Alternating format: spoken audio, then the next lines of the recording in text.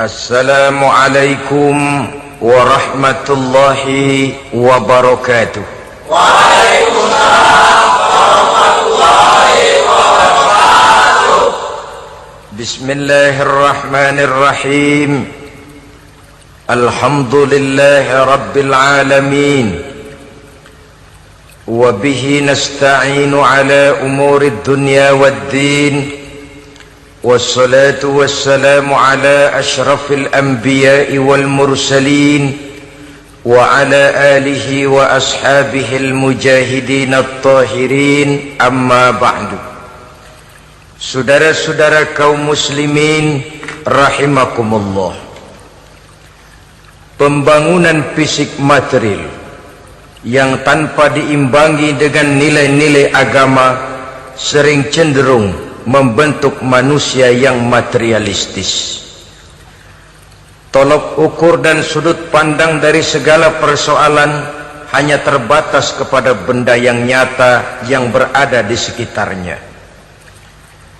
Akibatnya muncullah pola hidup konsumer yang tujuannya tidak lain adalah prestise, harga diri, kebanggaan, dan kemegahan. Maka terjadilah perlombaan di dalam mengejar sesuatu yang bernama materi. Mereka menyangka bahwa itu semua dapat mengekalkan kebahagiaan, dapat menunjang kehidupan yang langgeng.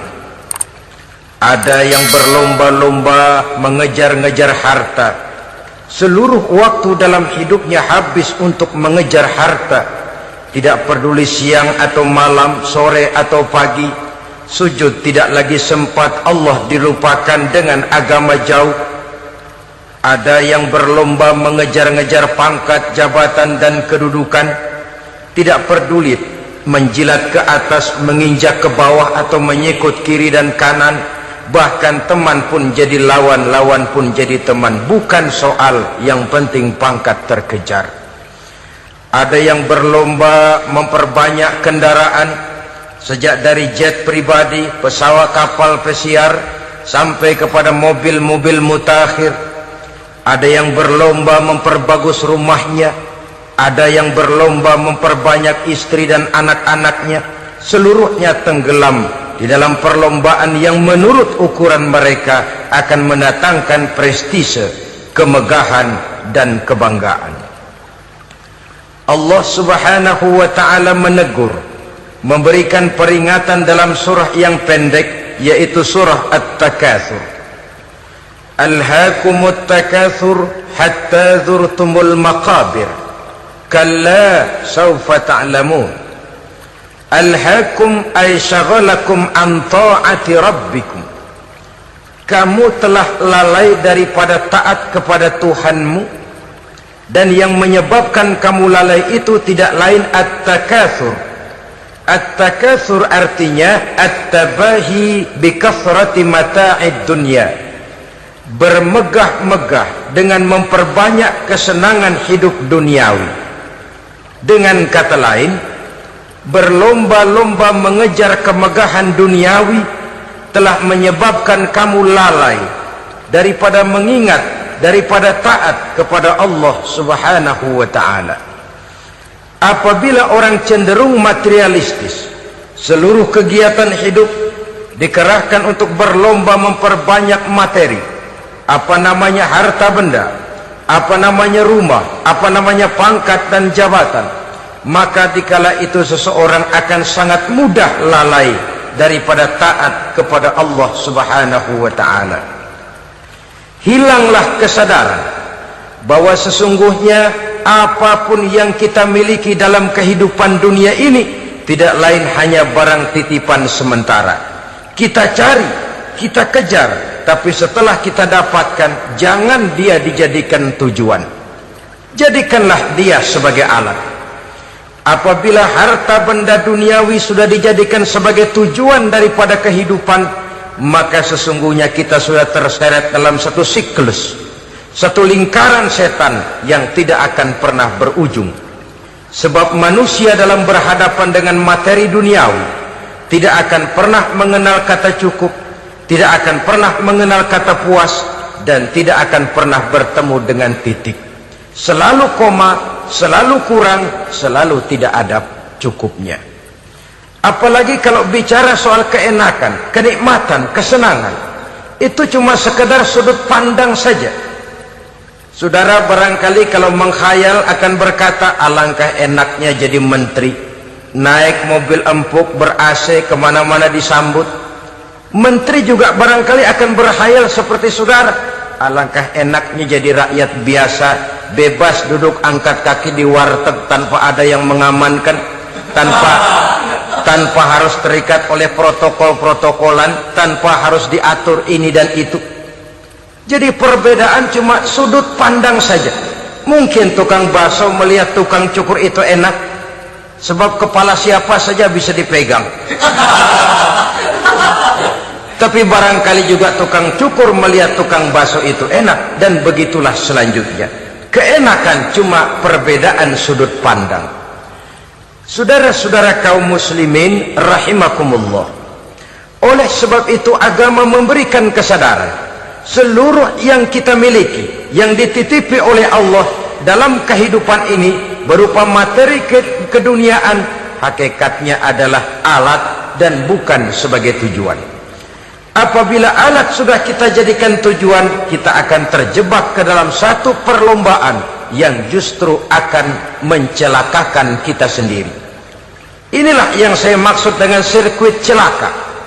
Perlombaan yang hanya membuat kita jerih, payah, keringat bercucuran, tenaga terkuras, tapi tidak akan pernah sampai ke garis finish.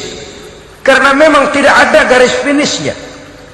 Betapapun jauhnya satu perlombaan, dia mesti punya garis finish. Tapi kalau sudah at-takatsur, berlomba bermegah-megah diri, maka barangkali tidak akan pernah ada garis finishnya. Kita akan terseret dalam lingkaran setan, berputar di seputar itu tanpa tahu kapan berhenti dan di mana titiknya. Agamalah yang memberikan kesadaran. Alhaakumut takatsur, bermegah-megahan telah membuat kamu lalai daripada taat kepada Allah Tuhanmu. Semua sadar bahwa kita diciptakan tidak lain adalah untuk mengabdi kepada Allah. Nilai pengabdian ini sering lentur, nilai pengabdian ini sering luntur, manakala kita sudah berlomba-lomba bermegah-megah dengan materi kehidupan dunia. Islam jelas tidak menganjurkan penganutnya jadi orang miskin. Bahkan Imam Ali karramallahu wajhah pernah mengatakan, kemiskinan bisa menyebabkan kekufuran. Ayat yang pertama turun juga kita tahu, Iqra, baca olehmu. Kan seolah-olah Quran cuma tidak langsung saja bilang, hai orang Islam, kamu jangan jadi bodoh. Kebodohan menimbulkan kemiskinan, kemiskinan mendekatkan kita kepada kekufuran. Jadi miskin sama kufur tetangga. Artinya dalam kondisi miskin, kemudi hati itu mudah terombang-ambing. Oleh sebab itu sering kemiskinan umat Islam ini dimanfaatkan oleh orang-orang lain untuk menyebarkan agamanya. Padahal agama adalah soal keyakinan yang tidak mungkin ditunjang dengan supermi, ditunjang dengan beras, pakaian, obat-obatan, beasiswa. Agama adalah soal keyakinan. Keyakinan adalah soal kebenaran, dan kebenaran itu adalah milik bersama. Tujuan diciptakannya manusia tidak lain adalah untuk melaksanakan ibadah. Kalau orang tenggelam dalam perlombaan memperbanyak harta, mempertinggi kedudukan, memperindah segala macam yang sifatnya duniawi, biasanya itu akan membuat dia lalai dari taatnya kepada Allah Azza wa Jalla. Kadang bukan hanya lalai daripada taat, juga sering terjebak kepada maksiat. Karena kalau pola pandang dan tolok ukur sudah benda duniawi semata-mata, sangat tidak mustahil orang lalu terjebak ke dalam prinsip menghalalkan segala cara. Asal sudah tujuan tercapai, cara apapun halal. Akhirat nomor 18. Nah, bukankah memang barangkali kita sejak kecil sudah dilatih untuk materialistis. Umpamanya kita hanya sering dilatih untuk takut kepada yang konkret-konkret saja, takut kepada yang nyata-nyata saja. Seorang ibu kalau menakuti anaknya, aduh nak, kenapa ini kau kerjakan? Kalau bapakmu tahu, waduh, habis kamu. Nah, kita lihat, kalau bapakmu tahu, kalau polisi tahu, kalau hansip tahu, kalau satpam tahu. Tapi jarang seorang ibu menanamkan kepada anak, nak, kenapa ini yang kau lakukan, nak? Bukankah kau tahu Allah lihat, Allah tahu, Allah dengar, Allah, nak? Diajarkan takut kepada yang gaib. Karena kalau takut dia kepada polisi, dia pasti bisa cari tempat lain dong yang polisi kagak lihat. Kalau takut dia kepada satpam, minggir dong ke tempat yang kira-kira satpam nggak lihat. Tapi kalau sudah takut itu terpulang kepada Allah, kepada yang gaib, tidak sejengkal tanah pun yang terhalang dari pengetahuan Allah. Tapi itulah salahnya kita. Sejak kecil anak-anak sudah kita latih untuk takut hanya kepada yang konkret-konkret saja. Akibatnya sampai dia besar melembaga dalam kehidupannya. Dia nyolong, kata temannya, kamu nyolong ya? Iya. Kok nyolong sih? Emang? Kenapa nyolong? Biarin.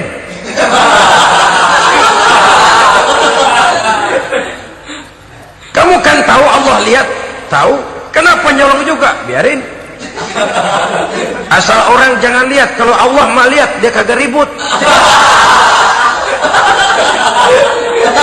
Allah enggak ribut katanya.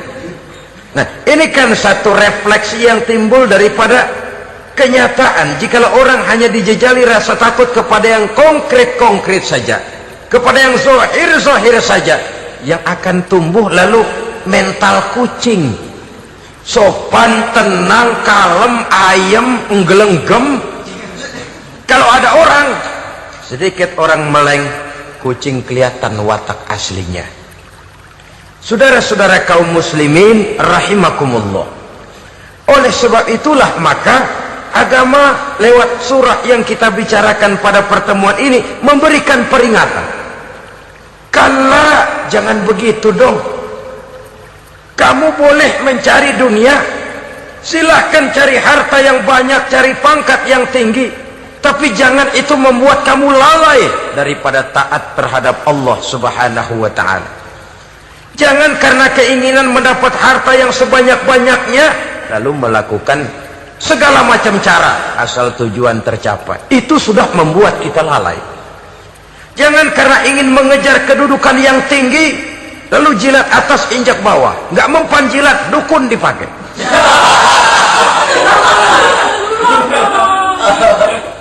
Itu kan sudah membuat kita lalai. Nanti kalau berhasil, wah, dukun kita paten. Tapi kalau gagal, dukun sialan, kagak mampu. Hilanglah Allah dalam kehidupan kita, makin materialis, dan perlombaan ini membawa kita kepada kecelakaan. Kala, sekali-kali jangan begitu. Berlomba boleh, cari uang yang banyak, tapi setelah uang didapatkan, jadikan dia sebagai alat, jangan dijadikan sebagai tujuan. Saudara, bekerjalah yang giat, carilah uang, tapi setelah dapat, ajak ngomong tuh duit. Bagaimana ajak ngomongnya? Gini, duit, setengah mati gue nyari lo duit lo. Sore, pagi, siang, malam, peres keringat, banting tulang kaki, jadi kepala, kepala jadi kaki, nyariin lo duit. Sekarang kamu sudah saya dapatkan, kamu milik saya duit. Karena kamu milik saya, jadilah kamu budak saya. Jangan saya yang jadi budak kamu. Ini idealnya. Kamu harus jadi budak saya, jangan saya yang jadi budak kamu. Nyatanya kan ada orang nyari duit, setelah duitnya banyak dibudakin oleh duit. Dia sendiri tidak bisa merasakan kesenangan daripada duitnya, konon lagi orang lain. Mau ke pasar ngitung 16 kali. naik bajai, 1000 itu kalau ratusan semua 1000 lembar. Hitung-hitung, mendingan jalan kaki. Jalan kaki tengah hari bolong panas, kan dibudakkan oleh uang. Cari karier, kejar pangkat, kejar kedudukan. Setelah ditemukan itu, jadikan dia sebagai alat, jangan dijadikan tujuan. Pangkat kau milikku, karena kau milikku kau harus jadi budakku, jangan aku yang jadi budak kau. Pangkat suatu saat dia harus lepas dari kita, jiwa ini lapang. Kenapa? Dahulu pun ketika lahir ke dunia tidak ada pangkat yang kita sandang, dahulu pun ketika lahir ke dunia tidak ada harta yang kita bawa. Jadi harta itu, pangkat itu, kedudukan itu ada dalam hati, tapi tidak berurat dan berakar. Kalau dia berurat dan berakar dalam hati, berat misah sama harta itu, berat. Sekedar ngasih fakir miskin cepet juga berhitungnya 17 lembar.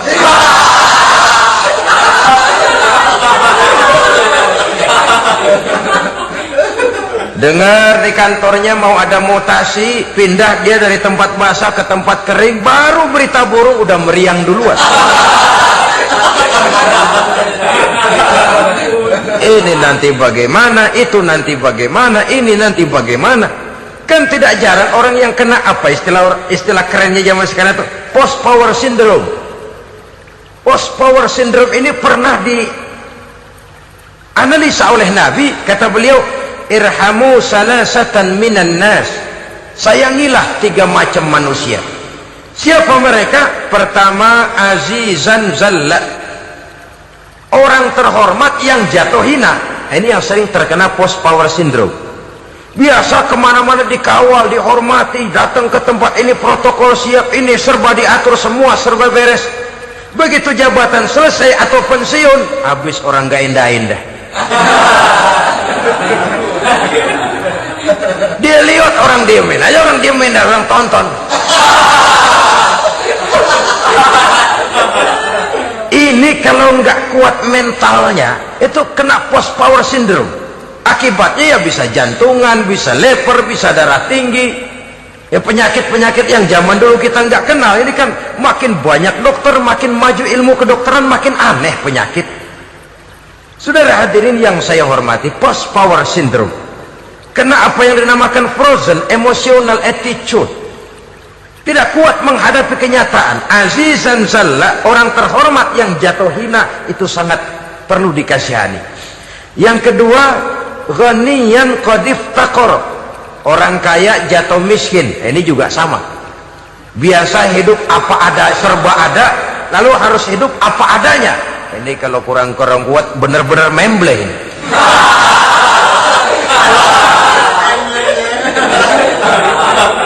Kalau tidak kuat mentalnya, biasa hidup serba enak, serba nikmat, cuma kerjanya neken cek, main apa itu kredit card, macam-macam fasilitas dipunyai, tahu-tahu jatuh bangkrut, jatuh miskin.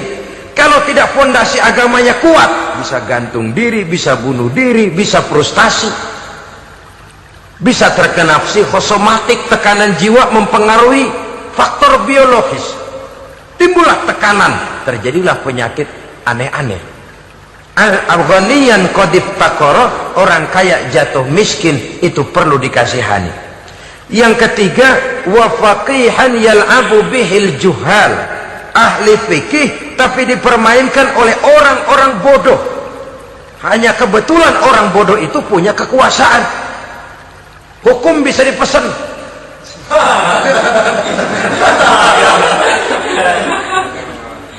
Aturannya haram, Ustaz, ada haram dikit aja dah.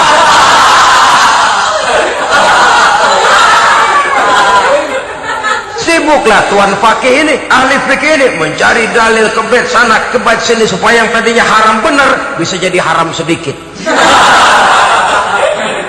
Padahal yang minta ini orang bodoh, tidak ngerti agama, cuma karena punya kekuasaan dipermainkan oleh orang yang fakih.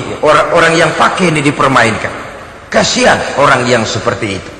Wa faqihan yal'abu bihil juhal, ahli fikih tapi dipermainkan oleh orang-orang bodoh. Akibatnya karismanya hilang, wibawanya lenyap. Dia menyangka bahwa dengan mengharam-haram sedikit-sedikit itu dia bisa mendapat keuntungan yang berganda-ganda, padahal akibatnya itu hanya akan membawa kecelakaan saja. Allah peringatkan benar, kala, sekali-kali jangan begitu. Cari uang yang banyak silahkan, ngejar kedudukan yang bagus boleh, bikin rumah yang hebat silahkan, ada kendaraan bagus silahkan, tapi jangan sampai kamu terjebak kepada sirkuit celakai, perlombaan yang tidak ada garis finishnya. Sering dicontohkan orang menghayal, melamun, kamu kenapa nggak mau ibadah? Lah bagaimana mau sembahyang, saya di Jakarta masih ngontrak.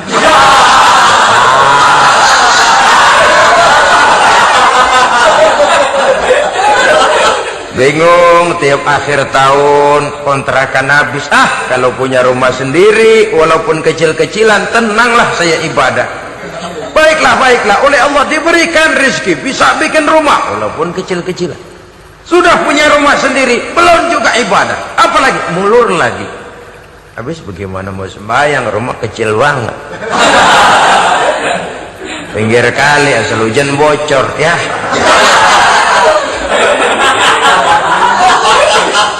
Kalau bisa punya rumah permanen, rajin dah ibadah dah. Iyalah, diberikan rezeki, bisa bikin rumah besar, kamarnya banyak, halamannya luas, kendaraan belum ada, perabotan belum lengkap. Sudah ada kendaraan, belum kayak orang-orang. Sudah kayak orang-orang, masih sama dong, kudu di atas. Kapanlah selesainya? Kala, sekali-kali jangan begitu. Jangan kamu mengumpulkan harta bermegah-megah membuat kamu lalai dari taat kepada Tuhanmu. Engkau tinggalkan rukuk dan sujud, engkau jauh dari masjid, engkau kering dari kehidupan beragama. Sebab itulah maka pembangunan fisik material tidak bisa dipisahkan dengan pembangunan mental spiritual. Tidak hanya cuma dalam teori, tapi juga harus dalam praktek. Selalu pembangunan yang hanya mengarah kepada fisik material, jauh dan kering dari agama, hanya akan melahirkan manusia-manusia materialistis yang terjebak di dalam sirkuit celaka, perlombaan yang tidak pernah mengenal garis finish. Sebab itu agama mengajarkan, orang kaya itu siapa sih? Yang banyak duit? Belum tentu. Yang kebunnya di mana-mana ngebelata? Belum tentu. Yang pabriknya selebar-lebar? Belum tentu. Yang punya segala macam peternakan, dari peternakan gajah sampai peternakan kutu?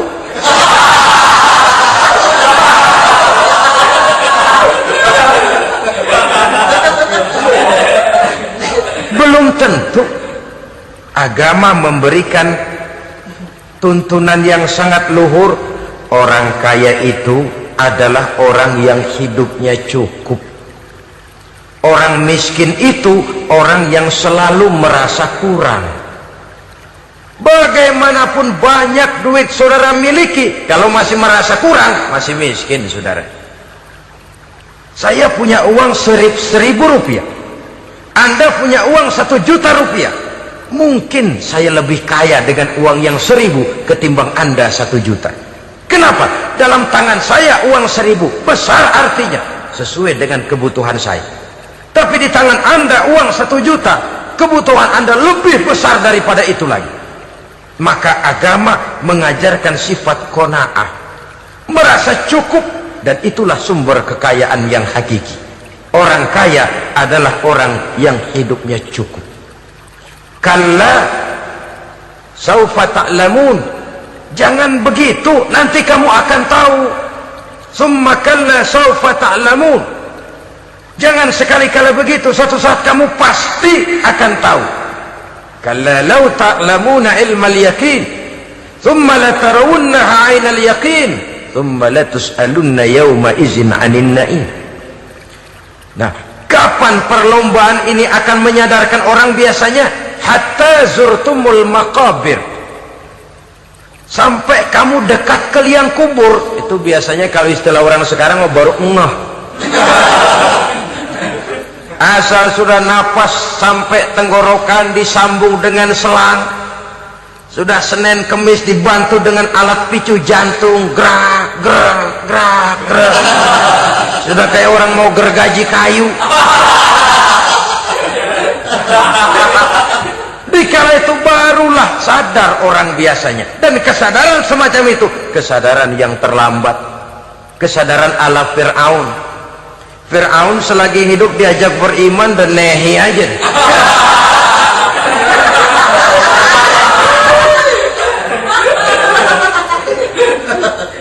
Tapi ketika dia tenggelam di lautan merah bersama seluruh tentaranya, dikala napas hampir terputus, keluar ucapannya, amantu bi Rabbi Musa wa Harun.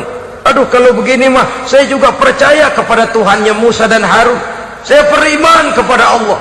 Lagi timbul tenggelam mau sekarat baru beriman. Hatta zurtumul maqabir. Kamu telah lalai dari sebab bermegah-megah sampai kamu masuk ke liang kubur, dekat ke liang kubur. Kalimat zurtum di sini menjelaskan bahwa kubur itu tidak selamanya. Zurtum itu dari kalimat zara yazuru, berziarah. Orang berziarah kan sebentar.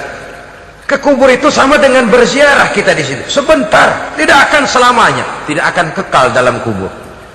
Bahwa kubur itu cuma satu halte dari sekian halte yang harus kita jalani. Hatta zurtumul maqabir ay mutum wa dufintum fil kubur, sampai kamu mati dikubumikan dalam kubur, barulah kamu sadar bahwa perlombaan itu hanya sia-sia, bahwa perlombaan itu tidak akan pernah mengenal garis finish, bahwa perlombaan itu akan membuat kamu celaka. Begitulah umumnya kebanyakan orang yang terjebak ke dalam paham materialis, baru menyadari kesalahan langkahnya pada saat napas sudah sampai di tenggorokan. Ternyata uangnya yang miliaran rupiah tidak sanggup menyambung nafasnya. Ternyata kendaraan yang serba mewah berkilat tidak sanggup meneruskan kehidupannya. Ternyata pangkat jabatannya yang tinggi yang membuat dia menyebabkan temannya jadi lawan, lawannya jadi teman, tidak akan sanggup menghentikan sang malaikat maut. Kalau keadaan sudah begitu, baru sadarlah kita terlambat. Karena saat seperti itu akan dihadapi oleh setiap orang. Kala, jangan begitu. Sadarlah kamu bahwa kalau sudah dekat ke liang kubur kamu baru insaf, itu terlambat. Sebelum nafas sampai di tenggorokan, pintu tobat masih selalu terbuka. Tapi manakala nafas sudah sampai di tenggorokan, tertutuplah pintu tobat untuk orang yang bersangkutan. Oleh sebab itu, perlombaan dengan bermegah-megah terhadap materi duniawi, tolok ukur dan pandangan hidup yang terbatas kepada wujud benda semata-mata, memang sering menyebabkan orang lalai, sering menyebabkan orang lupa diri, tidak sadar tentang hakikat yang terpenting dari kehidupan ini, yaitu tentang dari mana dia datang, di mana dia sekarang, dan kemana dia akan pulang. Sungguh, ilmu pengetahuan tidak akan pernah mampu menjawab persoalan ini. Sungguh, filsafat juga tidak berdaya menghadapi pertanyaan seperti ini. Hanya agama yang mampu memberikan kepastian batin tentang hakikat dari mana kita datang, di mana kita sekarang, dan kemana kita akan pulang. Makin kita renungi pertanyaan ini, makin kita menemukan diri sendiri. Dan makin kita menemukan mengenal diri sendiri, kita akan semakin mengenal Allah Subhanahu wa ta'ala. Semakin kita mengenal Allah, maka akan semakin terpanggil kita untuk dekat dengannya, mentaati segala perintahnya, dan berupaya menjauhi segala yang dilarangnya. Dengan demikian selamatlah kita dari satu perlombaan yang hanya akan menyeret kita kepada menghalalkan segala cara, jauh dari agama, jauh dari Allah, bahkan jauh dari sesama manusia. Karena umumnya perlombaan seperti ini akan cenderung melahirkan manusia yang egois. Muslimin rahimakumullah. Lebih jauh mari kita mengikuti peringatan Allah dalam surah Al-Munafiqun ayat 9. Di sini Allah Subhanahu wa taala mengingatkan, A'udzu billahi minasy syaithanir rajim. Ya ayyuhalladzina amanu la tulhikum amwalukum ولا أولادكم عن ذكر الله ومن يفعل ذلك فأولئك هم الخاسرون. Hai orang-orang yang beriman, jangan sampai hartamu dan anak-anakmu melalaikan kamu daripada mengingat Allah. Wa may yaf'al dzalik, barang siapa yang melakukan hal seperti itu, faulaika humul khasirun, maka merekalah sesungguhnya orang-orang yang merugi. Rugi dunia, rugi akhirat. Disebutkan di sini dua hal yang sering menyebabkan kita jadi lalai. Amwal dan aulad.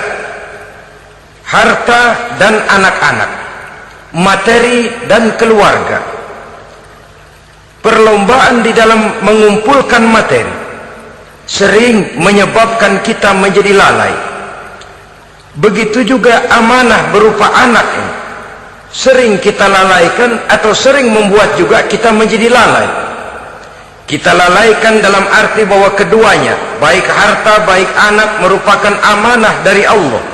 Setiap orang tua akan dimintakan pertanggungan jawab. Apabila kita lalaikan amanah ini, maka resikonya akan kembali juga kepada kita.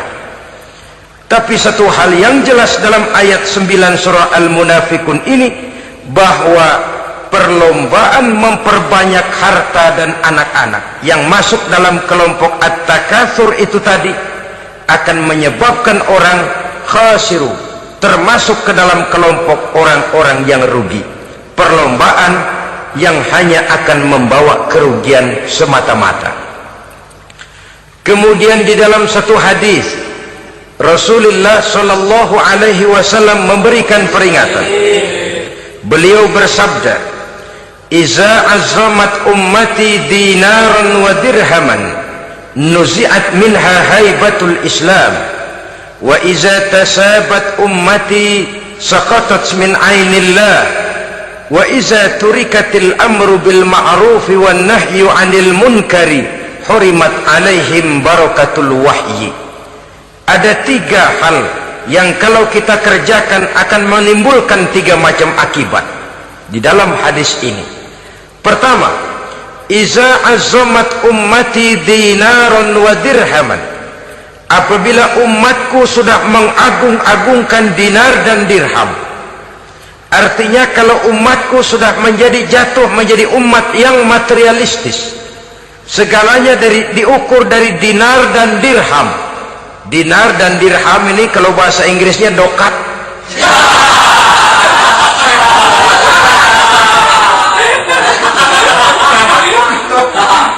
Segalanya diukur dari segi dinar dan dirham saja. Nuzi'at minha haibatul Islam, akan dicabutlah kehebatan Islam dari mereka. Memang ada kalanya kita berkata bahwa tanpa uang kita tidak bisa berbuat apa-apa. Tapi kalau itu dijadikan landasan dari segala sesuatu, itu yang dijadikan ukuran, itu yang dijadikan tujuan, kita hakikatnya sudah gagal sebelum melangkah. Apapun saja profesi kita, apabila sudah menjadi pendewa dinar dan dirham, akan hilanglah kehebatan Islam, akan dicabut kehebatan Islam itu. Umat Islam bisa dibeli, ulama bisa dikontrak, kiai bisa dicarter. Saudara hadirin ma'asyiral muslimin rahimakumullah, apabila umatku sudah membesar-besarkan dinar dan dirham, bermegah-megah dengan itu, berlomba-lomba memperbanyak itu yang menjadi tujuan dan tolok ukur dari segala kegiatan, nuzi'at minha haibatul Islam, akan dicabutlah kehebatan Islam. Hilang itu wibawa. Walaupun dia bernama umat mayoritas dalam jumlah, tetapi dia minoritas dalam peranan. Mayoritas dalam bilangan, tapi minoritas dalam percaturan kegiatan hidup ini. Kita ingat di zaman pengembangan Islam di masa Rasulullah sallallahu alaihi wasallam, mereka berlomba-lomba mengorbankan dinar dan dirhamnya untuk kepentingan agama, bukan mengorbankan kepentingan agama untuk mencari dinar dan dirham. Kita di zaman sekarang sering terjadi penjungkiran nilai, terbalik yang kita amalkan. Nabi Ibrahim mengorbankan putranya Ismail untuk kepentingan agama. Kita sering sekarang ini mengorbankan kepentingan agama untuk anak-anak kita. Dulu anaknya yang dikorbankan buat agama, sekarang agamanya dikorbankan buat anak. Dulu dinar dan dirham dibelanjakan untuk menopang agama, sekarang agama dijadikan alat untuk mencari dinar dan dirham. Saudara-saudara kaum muslimin rahimakumullah, memang apabila dinar dan dirham digunakan untuk penyangga perjuangan, itulah idealnya. Saya katakan tadi, dinar, dirham, uang, dunia cuma sekedar alat, bukan sekedar tujuan. Kita memerlukan alat ini. Membangun pesantren tidak cukup dengan semangat, membangun rumah sakit Islam tidak cukup dengan pidato, membangun masjid tidak cukup dengan semangat menggebu-gebu. Kita perlu semen, kita perlu pasir, kita perlu batu kali, kita perlu besi, dan itu semua beli. Tidak turun dari langit seperti turunnya embun di waktu pagi. Tidak mungkin rumah sakit Islam muncul ke permukaan hanya dengan simsalabim abracadabra.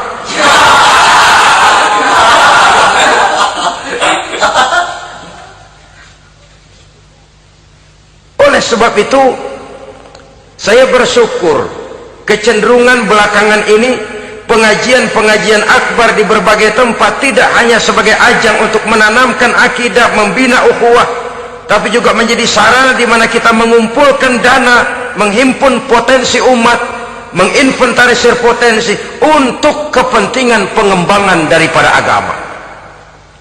Meskipun ada satu dua orang yang salah paham tentang ini, sampai kemudian saya mendapat satu merek yang cukup tidak enak untuk didengar, mengkomersilkan pengajian katanya, karena memang ada pengajian yang menggunakan sistem karcis, sebenarnya juga tidak etis. Undangan berikut infak yang seluruh hasilnya digunakan buat kepentingan agama, apakah itu rumah sakit, apakah itu madrasah, apakah itu masjid, dan satu sen pun saya tidak menuntut bagian dari itu. Saya malah berprinsip sepanjang saya masih laku untuk dijual dan itu memang buat kepentingan agama, persilahkan jual saja, asal buat masjid, pesantren, madrasah, rumah sakit Islam, kegiatan syiar dan dakwah, silakan. Tapi kalau sudah dijual buat kepentingan pribadi, memperkaya diri sendiri, tentunya dunia akhirat sulit untuk ridho kepada tingkah laku yang semacam itu. Kita memerlukan dana, umat di daerah membangun memerlukan dana, dan dana itu tidak hanya datang begitu saja. Kita bersyukur bahwa untuk menghadiri pengajian sekarang ini orang mau mengeluarkan uang, mau memberikan infak dengan ikhlas, tidak dengan keterpaksaan. Kenapa tidak? Sehingga ini lalu diinventarisir untuk kepentingan pembangunan agama. Ratusan juta rupiah terkumpul dari pengajian-pengajian rutin ini, pengajian-pengajian akbar ini. Puluhan masjid terbantu, rumah sakit Islam terbantu, musola selesai. Ya walaupun tidak lalu semuanya beres, tapi gemaknya itu sudah cukup menyentuh untuk menyadarkan orang bahwa harta baru kekal kalau dia sudah dibelanjakan di jalan Allah.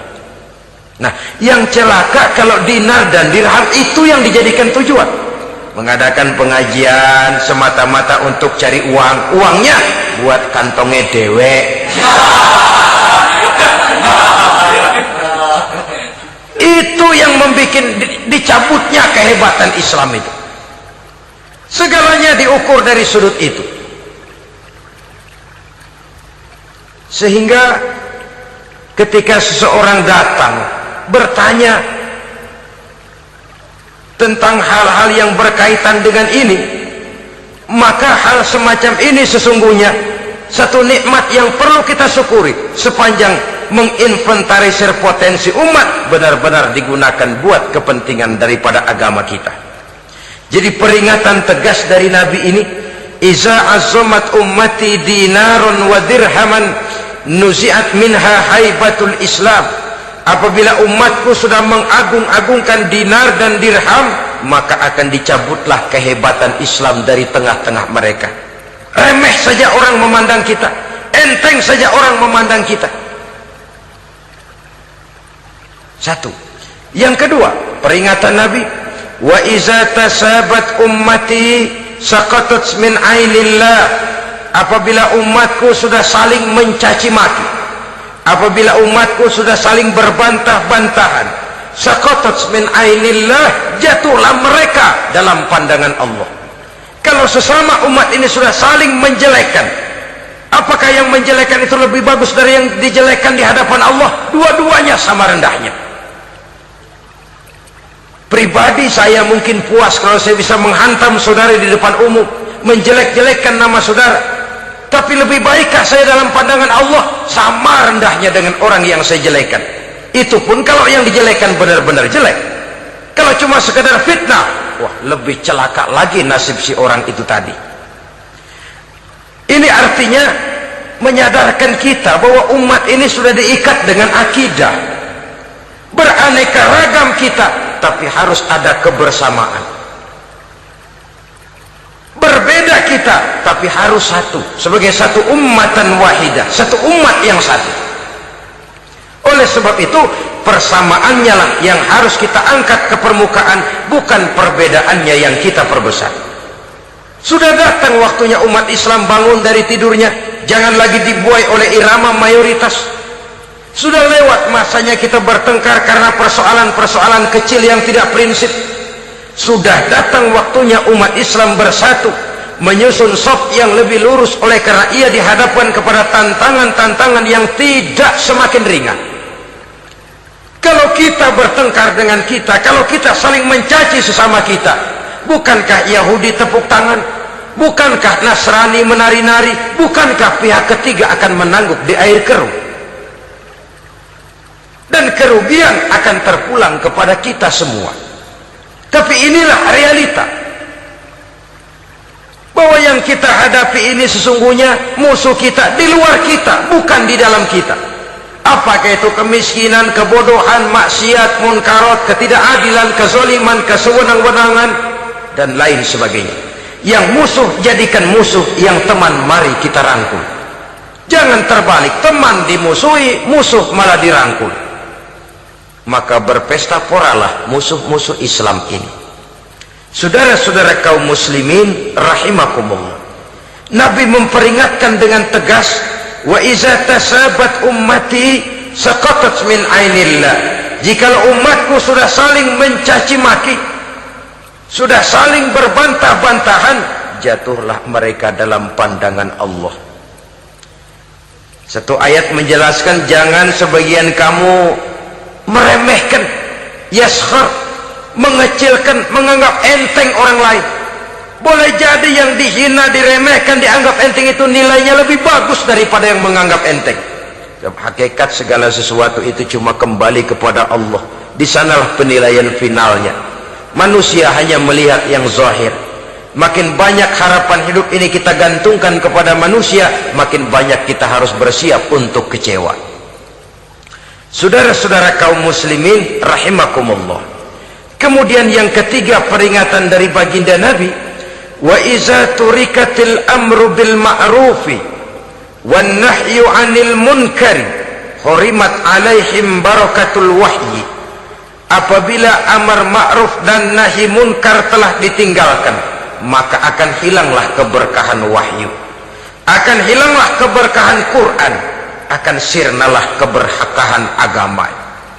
Amar ma'ruf dan nahi munkar ditinggalkan, artinya di tengah masyarakat sudah tidak ada lagi yang menyerukan ini baik, ini tidak baik, ini halal, itu haram.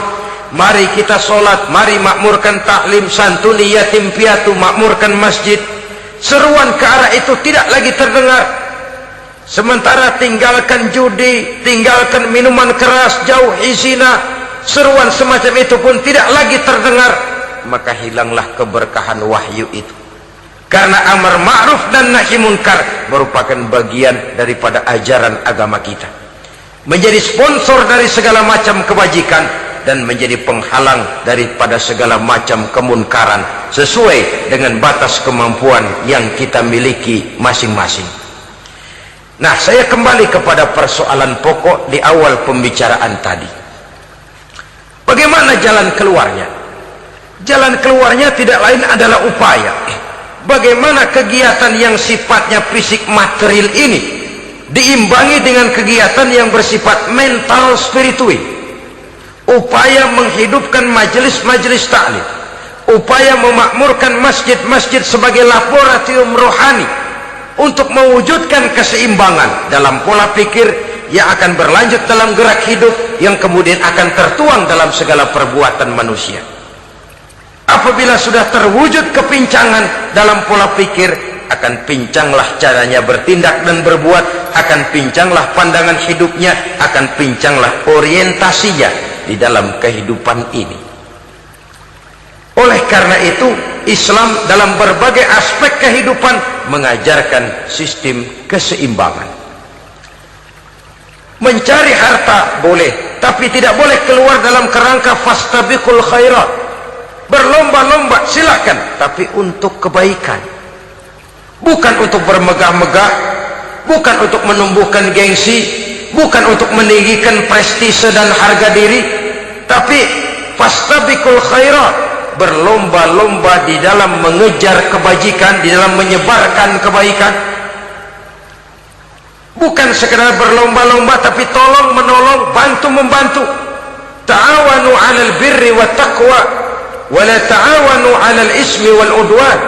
Bertolong-tolonganlah kamu di dalam kebaikan dan takwa, jangan bertolong-tolongan di dalam perbuatan dosa dan permusuhan. Kerjasama di dalam kebaikan, kerjasama di dalam ketakwaan. Ada satu contoh yang menarik bahwa umat Islam di dalam ia menjalin kebersamaan itu harus seperti orang main sepak bola. Saudara lihat, orang main sepak bola, kalau pertandingan belum dimulai, silakan kumpul di luar lapangan, atur strategi yang baik. Tapi kalau pertandingan sudah dimulai, turun ke lapangan hijau, jangan kumpul terus.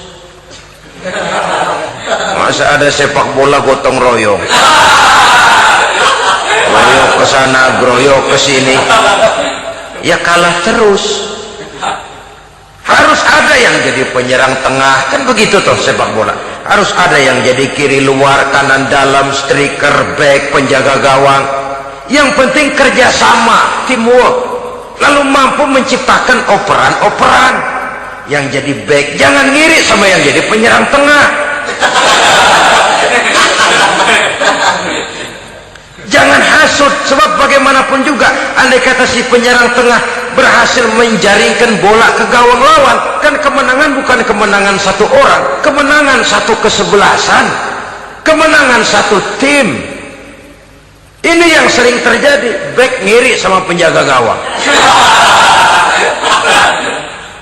lalu penjaga gawang ngiri sama penyerang tengah, penyerang tengah ngiri sama kiri luar. Ya kapan mau menggolkan ke gawang lawan? Kita ini satu kesebelasan, posisi boleh berbeda. Umat Islam itu harus ada yang jadi camat, lurah, bupati, gubernur, menteri, jadi jenderal, jadi konglomerat, jadi pengusaha, jadi teknokrat.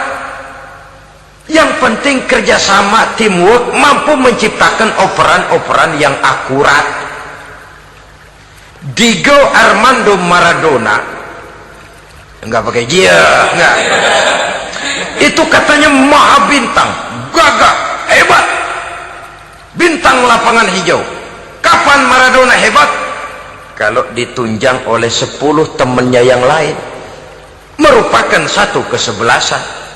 Bagaimanapun hebatnya Diego Armando Maradona, kalau dia sendirian lawan satu kesebelasan, remek.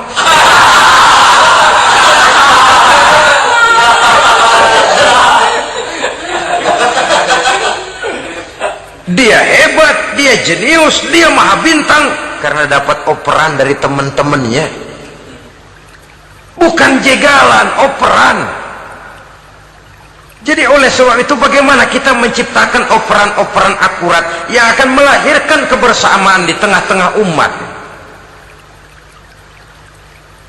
Artinya satu contoh saja, misalnya seorang pengusaha besar oleh karena kesibukannya di dunia bisnis tidak perlu jadi ketua pembangunan musola, tapi kalau ada musola belum selesai, operan. Operannya itu yang penting. Apa yang dioper itu? Semen, apa batu kali, apa besi, yang penting operan. Operannya akurat. Kadang-kadang ada terjadi juga frustasi ngelihat lawan kesebelasannya terlalu kuat, ngoper ke gawang sendiri. Jebol. Kan sering terjadi begitu. Muslim didukung oleh umat Islam, ketika punya posisi menguntungkan malah mempersulit Islam. Ini kan ngoper ke gawang sendiri, bunuh diri namanya. Boro-boro jebolin gawang lawan, asal jangan bunuh diri juga lumayan. Jadi kalau saja kita mampu menciptakan kebersamaan seperti ini, baju boleh berbeda, seorang muslim boleh dibungkus baju abri, boleh dibungkus baju dokter, boleh dibungkus baju teknokrat, boleh dibungkus baju konglomerat, sekedar baju. Tapi kalau terbukalah baju itu, kelihatan dadanya, terbersit nilai imannya, meresap sampai ke tulang sumsumnya, dan pada saat Islam dikuti-kuti akan timbul kecintaannya, akan timbul saya muslim dan saya bangga dengan Islam saya muslim dan saya mau berbuat untuk Islam saya muslim dan saya siap mati untuk Islam saya. Dengan baju apapun dia terbungkus, kalau roh, jiwa dan semangat semacam ini tertanam, saya yakin kita umat Islam akan mampu berbuat lebih banyak dengan mewujudkan operan-operan akurat yang sangat diharapkan oleh umat itu tadi. Oleh sebab itu, saudara-saudara kaum muslimin rahimakumullah, baju boleh berbeda, bendera boleh beraneka warna, tapi jikalau bernama muslim, persamaannya yang dicari, jangan perbedaannya yang diperbesar. Nilai persaudaraan yang diikat dengan akidah semacam inilah yang banyak dicari orang, yang banyak menyebabkan orang masuk Islam. Di mana masjid kelihatan benar sebagai simbol kehidupan demokrasi.